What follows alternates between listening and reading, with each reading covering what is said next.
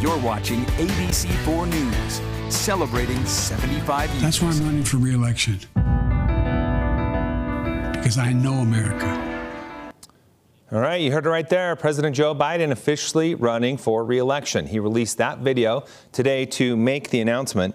It draws on points from his last run back in 2020 and sets up a potential rematch between him and former President Donald Trump.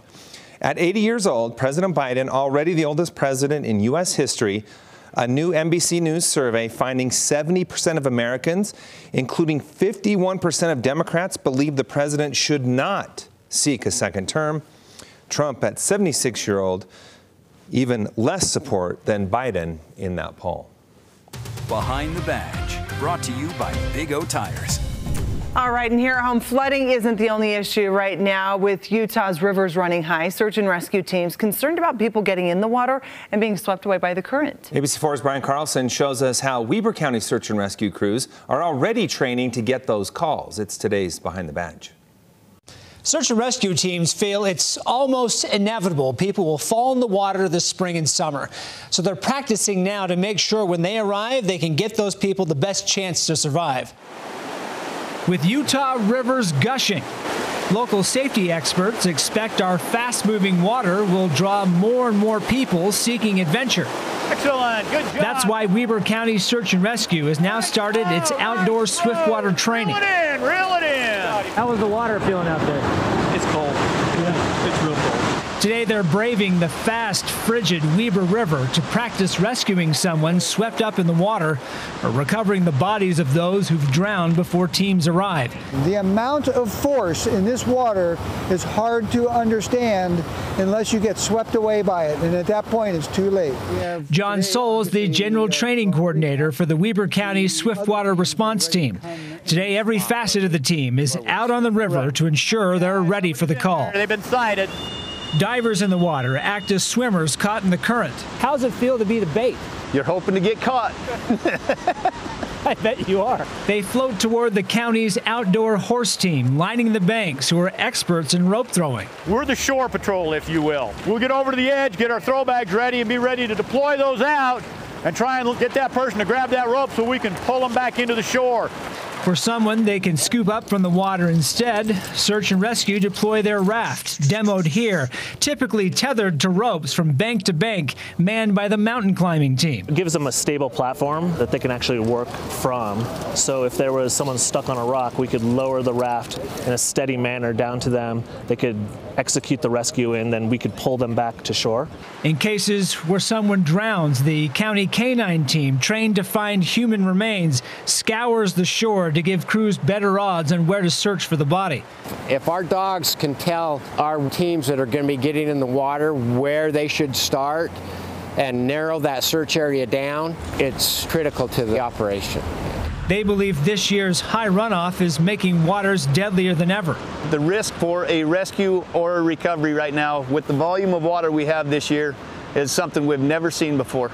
It's not just people getting caught in that fast-moving water that they're worried about. It's also where the water is eroding the banks. There are several spots here along the Weber River where it's completely washed out the banks. And they want people to stay away from the edge so you don't fall in. People need to realize that banks next to the river may look strong, but can fail at any time.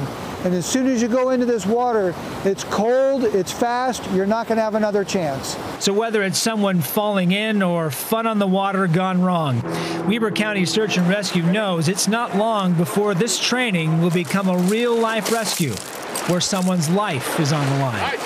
Weber Search and Rescue anticipates our rivers will be running high like that for the next few months. And they can't stress enough, those waters and rivers around them will be dangerous. Back to you. Ooh, Brian, thank you so much for that. Students at Wasatch Junior High are helping their community prepare for flooding today by filling sandbags. It's their day of service. With temperatures warming up this weekend, sandbags are in high demand. So students are helping their friends, families, and neighbors in Mill Creek City. We spoke to some student body members who share what it was like helping out. I have a couple of family members that live along are kind of by the creek area, so they need some sandbags, so it's good to help them in a way. Go kids. Well, students weren't just filling sandbags. They also put together some origami packets for primary children and finished toys for the Tiny Tim's Foundation. Time now for Utah's most accurate forecast with Alana Brophy. Weather rates certified 11 years in a row. Those sandbags will be needed soon, but first we have some cooler temperatures and storms to deal with again today. Yes, indeed. The roller coaster ride continues, Alana. Yeah, wraparound moisture out there, really targeting eastern Utah. Satellite radar shows you how that upper level low is on the move, but we've continued to see that circulation around the low, bringing in some cloud cover, some terrain-based showers in northern Utah was gloomy, and then eastern Utah staying active now. Starting to quiet down, which is good news. Our mountains picked up snow. Live look from Alta, record-breaking Alta, the 900 Club. You notice the cloud cover still up there. Again, terrain-driven with fresh snow. They picked up 9 inches, and that put them over the top, 903. What a season. My goodness, breaking that old record from 81 and 82, 748 inches. This is the most snow any Utah resort has recorded, and we've had record years for many resorts. That includes Brighton, Snowbird, Solitude, Snow Basin, Park City got a tremendous amount of snow. It's been a huge year. And then you talk flooding. Well, we know that snow eventually is going to melt off, especially the snow that came in with this latest system late April, and we still had snow accumulating, not just in the mountains, but for the benches. Now in the valleys, it was rain, but we're starting to dry out.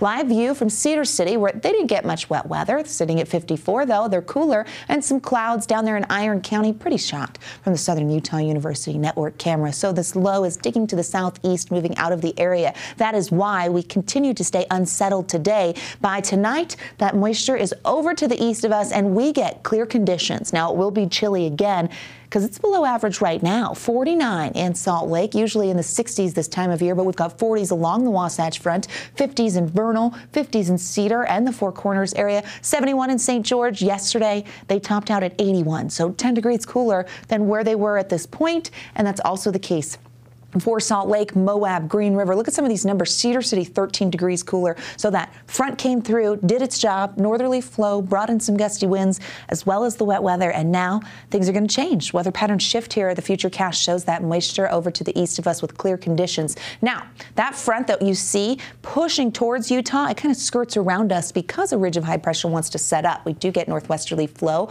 which as we go into Friday, Thursday into Friday, temperatures may tumble a little bit, but high pressure acts as a storm block and keeps the moisture out of the region for the next several days. So a drying trend and a warming trend, especially as we make it to the weekend. Do you have plans yet? Because you're going to want to see these temperatures. 50s and 60s for tomorrow, 64 in Price, 65 in Cedar City, 80s in St. George. Let's zoom in and you find your city. Mountain Valley's getting into the 50s. So this is why we're talking about rapid melting. That warmer air wastes no time moving in. 60s in Ogden and Tooele. 50s and 60s in the central portion of the state. A lot of sunshine in the basin towards Green River and over towards the I-70 corridor. 50s and 60s for the highs. Lows still hovering close to the freezing point. Below it in some spots, above it in others. Chilly in the higher elevations. Bryce Canyon shows that with a 22 for the overnight low. 50s for tomorrow. 81 in St. George. So the 80s make a quick comeback. Here's a check on that 7-day where we see the winds and plenty of sunshine, and then the 90s. Yeah, by Saturday, 90 degrees pops up in St. George. We will see those 90s holding on for several days. The winds start to whip at the beginning of next week. That will upslope and cool Washington County. Wasatch Front dry for the next little while. So we get through the showers today and then things really quiet down. Our temperatures climb back into the 80s for the latter half of the weekend and into next week. That is a quick warm up. Yes. And we just got snow this morning. So we had snow on our deck this morning. Yeah, so big change. We've seen this happen already once this year, and now we're going to warm up and see how it goes. Here we go. Thank you so much, Alana. We appreciate it. Time now for a look at sports with Dana Green.